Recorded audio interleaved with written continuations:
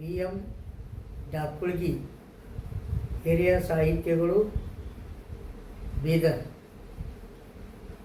ನಾನು ಬರೆದ ಆಧುನಿಕ ವಚನಗಳು ಸುಖವು ಒಳಗುಂಟು,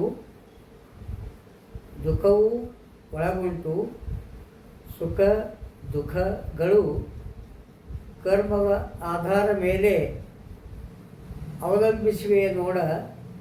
ಸುಖ ದುಃಖಗಳು ಒಂದು ನಾಣ್ಯದ ಎರಡು ಮುಖವಿದ್ದಂತೆ ನೋಡೆಂದ ಕವಿಮಾಡ. ನನ್ನ ಕಾವ್ಯನಾಮ ಕವಿಮಾಡ. ಕಡಚಿಂಚೋಳಿ ವಿಶ್ವನಾಥಯ್ಯ ಮಹಾರುದ್ರಯ್ಯ ಡಾಕುಳ್ಗಿ. ಮಾನವನು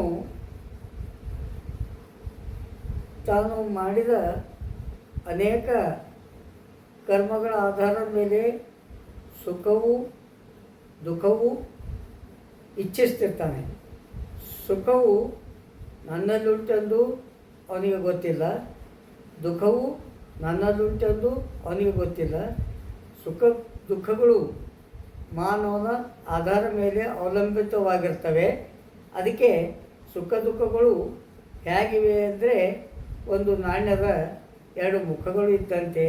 ಅದಕ್ಕೆ ಸುಖವೂ ಬರಲಿ ದುಃಖವೂ ಬರಲಿ ಯಾವಾಗಲೂ ಮಾನವನು ಸುಖವಾಗಿರಬೇಕು. ಆತ್ಮ ಸಾಕ್ಷಿಯಾಗಿ ತಾನು ಒಳ್ಳೆಯ ಕರ್ಮಗಳು ಮಾಡಿದಾಗ ಮಾತ್ರ ಅವನಿಗೆ ಸುಖಗಳು ಸಿಗುತ್ತವೆ. ಕೆಟ್ಟ ಕಾರ್ಯಗಳು ಮಾಡಿದಾಗ ಅವನಿಗೆ ದುಃಖಗಳು ಬಂದು ಹೋಗುತ್ತವೆ.